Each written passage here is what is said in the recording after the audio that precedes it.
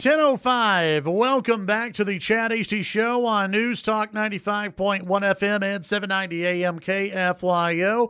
An open line Monday, as will not be here tomorrow. We'll be traveling down to Austin as State Representative Dustin Burrows welcomes the Chad Hasty Show to Austin, Texas, broadcasting from the State Capitol building on Wednesday and Thursday. We will have guest lined up on Wednesday and Thursday. We'll visit with confirmed Texas State Senator Paul Bettencourt on Wednesday, Texas State Representative Drew Springer on Wednesday as well. On Thursday, that's when we'll visit with the Lubbock delegation, as well as Governor Greg Abbott, Lieutenant Governor Dan Patrick, and Speaker Dennis Bonnen, and more on Thursday. So two very, very busy days coming up from the state capitol in Austin. It's always fun to broadcast from the state capitol, and we invite you to join with us as you hear about what the lawmakers have to say will be happening this legislative session. Joining us on the phones right now, editor of Quorum Report, our good friend Scott Braddock. Scott, good morning. How are you today? Morning, Chad. I'm great. Remember, that's Chairman Dustin Burrows. That's now. True. That is true. Chairman. That's true. Yeah. He is the chairman. Chairman Paul Bettencourt. That's true. I'm saying this because if you don't say that to them, they get offended. That's true. That's they like the chairman seriously. part. They like the chairman part. Mm-hmm. Oh yeah. It's obviously there's a lot going on down in Austin, and you've got SB2 on the Senate side, which we'll visit with Bettencourt about that. Yeah.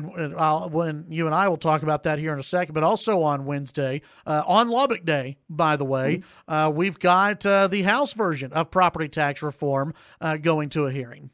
Yeah, you're coming to the Capitol on a consequential week, that's for sure. The Ways and Means Committee, chaired by Dustin Burrows, is going to be, rolling out their version of this. It was very interesting. Remember when the governor, lieutenant governor, and the speaker all came together at the beginning of the session and talked about how they were completely united on property tax reform and how all this was going to play out.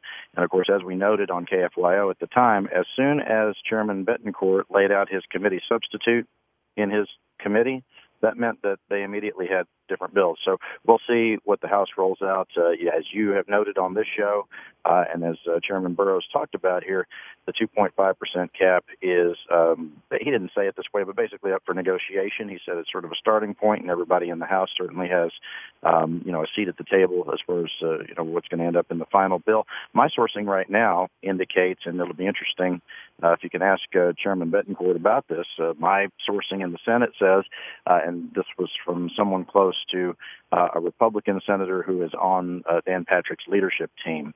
They said, look, this was the plan all along. We were going to have our version in the Senate, and we were going to wait and see what the House does, and then, wait for HB2 to come over to the Senate and then start, working on what the real final product is going to be here.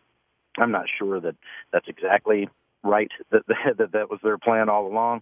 As we talked about here on the show, it seems like things got bottled up in the Senate pretty quick when the lieutenant governor had his blow-up with one of the former chairmen, now Senator Kel Seliger, and as they have changed the bill in the Senate, the support for the legislation has gone down in the Senate, and so it seems to be stuck there. Okay, let's go back a little bit. You had the blow-up between the lieutenant governor and Senator Kel Seliger.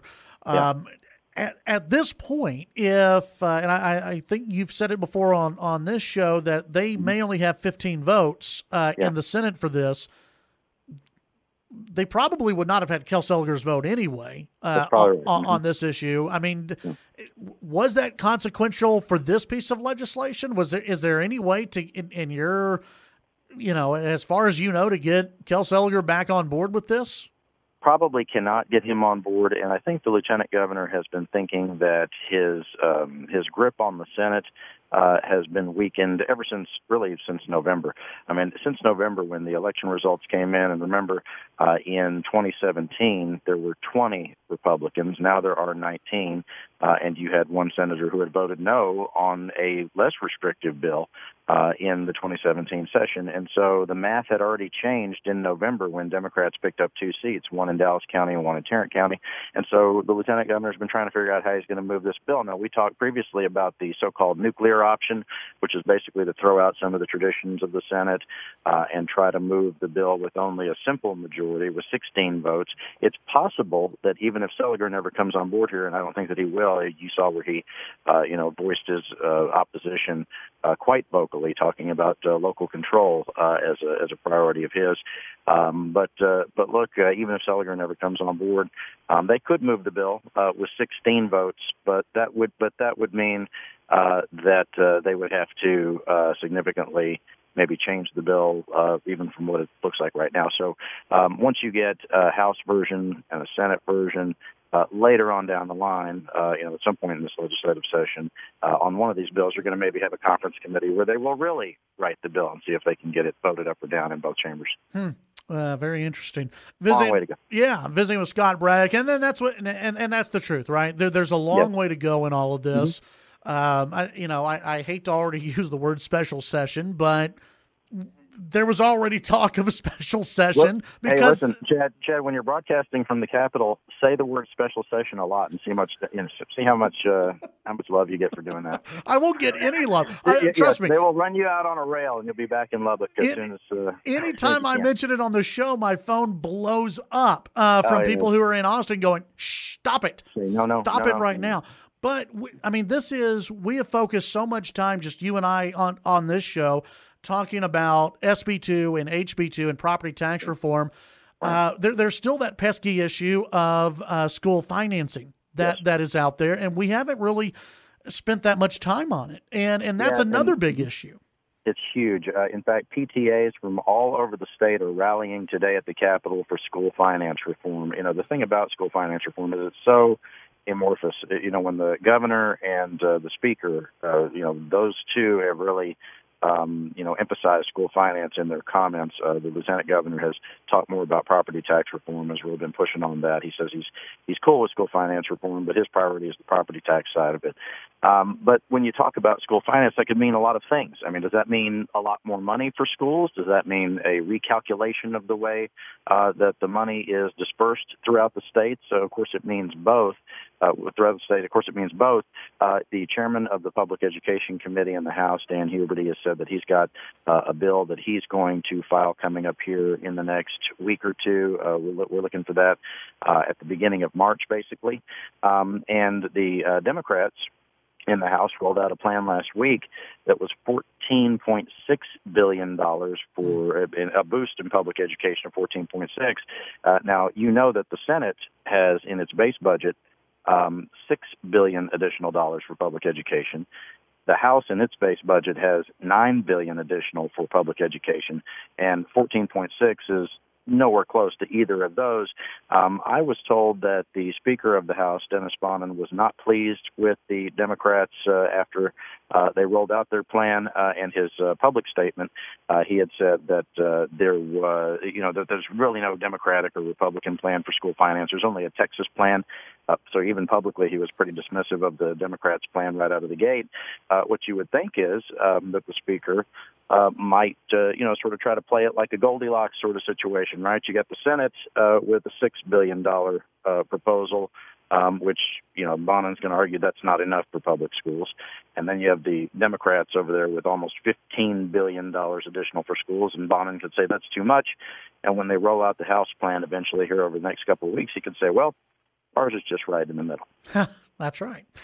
Visiting with Scott Braddock, editor of the Quorum Report. Another big issue that developed last week involving the Democrats and possibly a block by the Democrats, something that they couldn't have done last session or the session before that. Democrats showing they got a little bit more power nowadays.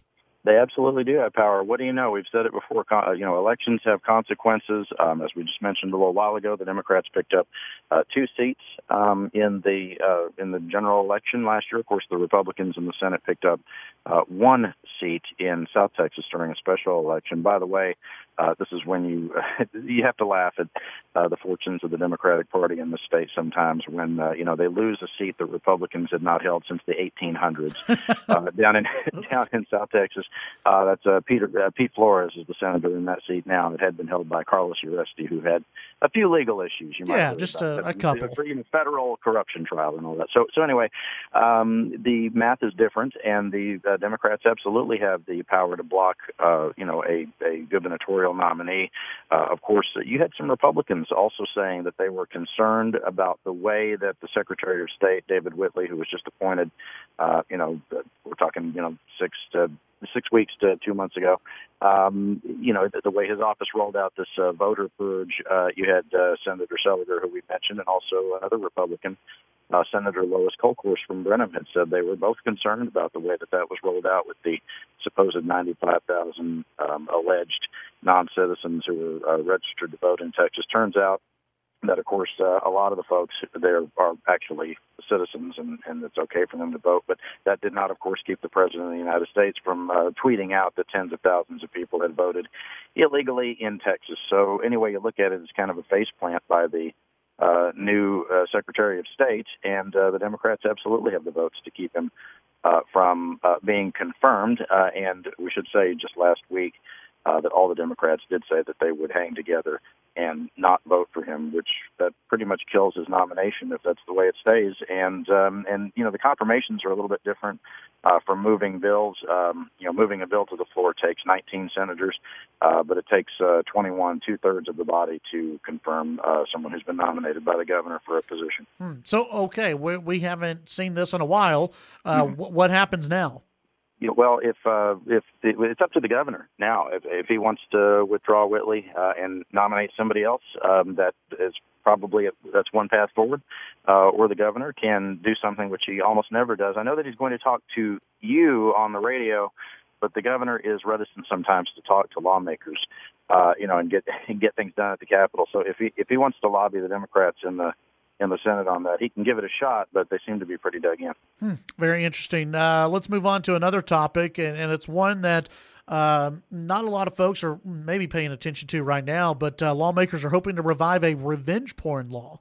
Mm-hmm. This is an interesting one. This was passed a few years ago, and revenge porn, if people are not familiar, this is when, someone may have a nude photo of, an ex-girlfriend or whatever, and then they get angry, and so they want to show that to people, put it online or use it in some negative way that the person who's in the photo did not agree to. Yeah.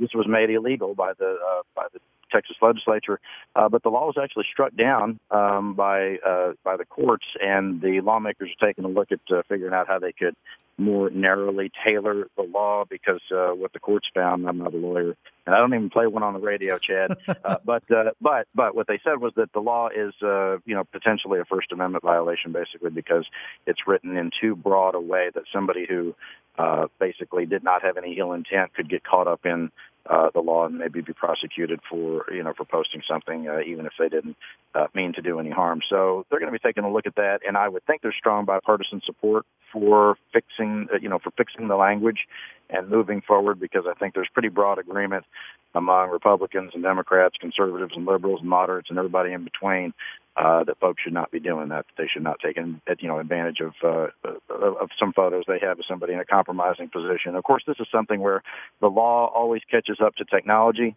because you know what the deal is. Whenever you give anybody a device with a camera on it, the first thing they do is send naked pictures to each other. So the lawmakers are figuring out what the regulatory environment for that should be. Well, and so you have to make it to where you have to have ill intent, right? That's right. Mm-hmm. Okay. That you're really trying to hurt. You're really trying to hurt somebody. Because when you post photos, the nude photos of an ex online, that's sometimes in good intent, I guess. I guess it could be, but they're going to figure out how to thread this needle. Yeah, that's going to be interesting. What do you got this week? What are you working on for the rest of this week down in Austin? Like you said, it's going to be a big week. It is going to be a big week. We're watching the school finance situation, which we mentioned. There is an important hearing coming up on Wednesday that has to do with mental health. That the governor laid out, some of his priorities in the State of the State address, including mental health and school safety. And the governor talked about a mental health consortium, so that districts all across the state can get the kind of resources they need to help in mental health situations. But there's also a bill that has to do with passing a big bond issue that would create more resources for for addressing mental health. Senfronia Thompson's a Democrat from Houston, who's the chair of the Public Health Committee, and so we'll see how that bill shapes up. House Bill 10 is what that one is. It could be very interesting. And then throughout the rest of the week, we'll see what else unfolds. There's also a hearing on one of the sort of the conservative priorities of banning taxpayer-funded lobbying, yes. Which you've heard about. Yes. And that hearing's coming up on Wednesday as well. And it's interesting. That's something that hasn't moved in the House previously, but there's new leadership. When we talked to the Freedom Caucus last week, they assured us that the new speaker is more willing to hear them out on their issues, and this is one of them. Yeah, and it seems as though there's still a little bit of kumbaya on the Republican side, right? Well, at least a little bit. But when we talked to the Freedom Caucus this past week, it was interesting when I asked, and this was a question that was actually born out of something you said, because it seems like there are certain things that Speaker Bonin's doing that Speaker Strauss could have done, and there would have been, sort of heads exploding over some of the things, like hiring Democrats to be the parliamentarians, Democrats to be top staffers in his office, elevating Democrats to chairmanships like public health, insurance, transportation, et cetera. I had asked those folks in the Freedom Caucus if any of that gave them any pause, and the answer was no, not yet. So look at that last word, yet. There you go. Scott Braddock, editor of Quorum Report. Tell folks what information they can get about the Quorum Report and where they can get it.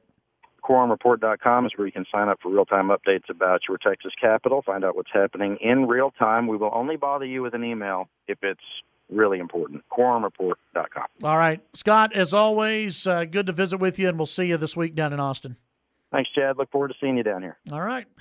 That's Scott Braddock, editor of Quorum Report. Follow him on Twitter at Scott Braddock. We'll be right back.